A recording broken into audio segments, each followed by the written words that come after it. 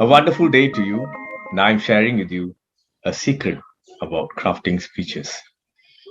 There are basically four types of speeches. First, the informative speech. Number two, the entertaining speech. Entertaining speech. Informative, entertaining. The third one is a story. A speech where you tell a story with a message at the end. Then there's inspirational speech. An inspirational speech can be one where you have something to motivate an individual to move from point A to point B. You have a message for an individual to move from point A to point B. That is an inspirational speech. Closely tied to an inspirational speech is a speech that you would call the call for action speech. The call for action speech. That's also an inspirational, motivational speech, except at the end of that speech, you are asking the individual to take some form of action which will lead them to the next level. Therefore, I've shared with you four types of speech.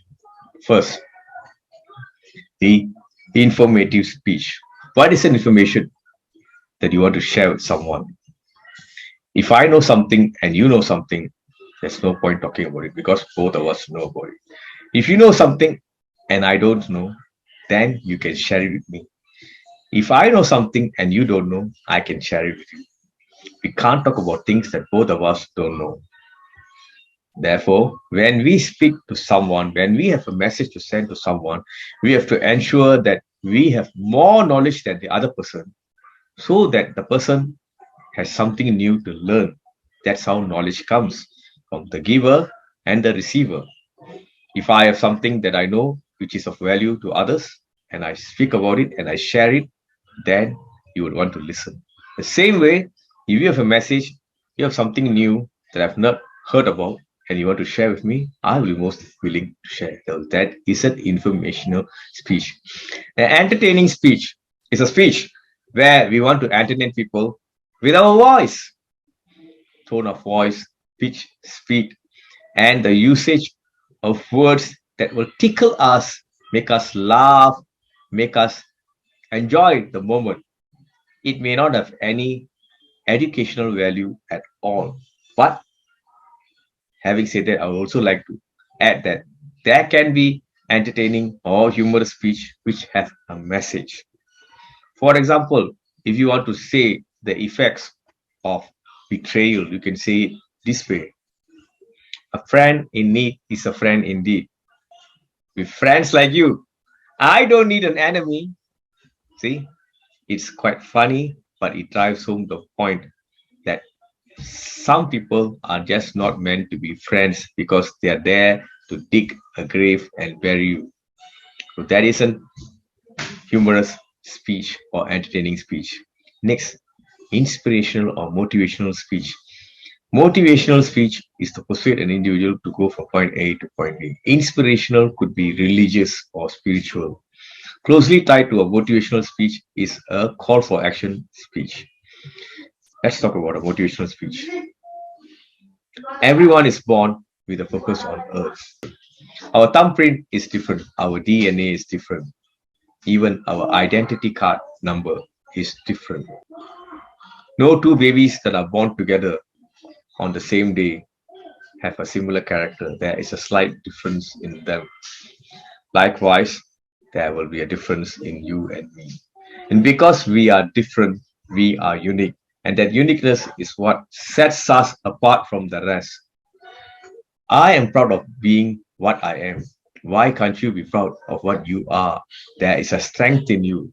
There is something in you that is different from others. And that's your strength. That's what makes you unique. And this uniqueness is what you must be proud of, appreciate, and develop further. So I've shared with you an example of a motivational speech.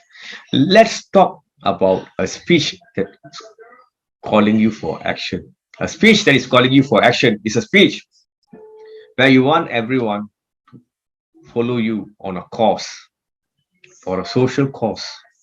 A social cause, for example, ladies and gentlemen, We know that Singapore is a clean and green city, but have you gone to the parks and seen what is happening there, or to the beach and seen what is happening there? The floor of the beach is littered with lots of plastics, discarded cans, bottles, and other debris. Who is going to clean that for you? We have to do it ourselves. The same way when you go to a park, the next time you run there, you stroll there, or you cycle there, look around. There's a lot of rubbish. I once went a week after to the same park and I noticed a plastic bag that was there a week ago was still there. What does this show? That every day someone is littering and unpurifying nature, but no one is taking a special effort to clean it. The cleaners can only do so much. They can't go to every nook and cranny in a park and clean it.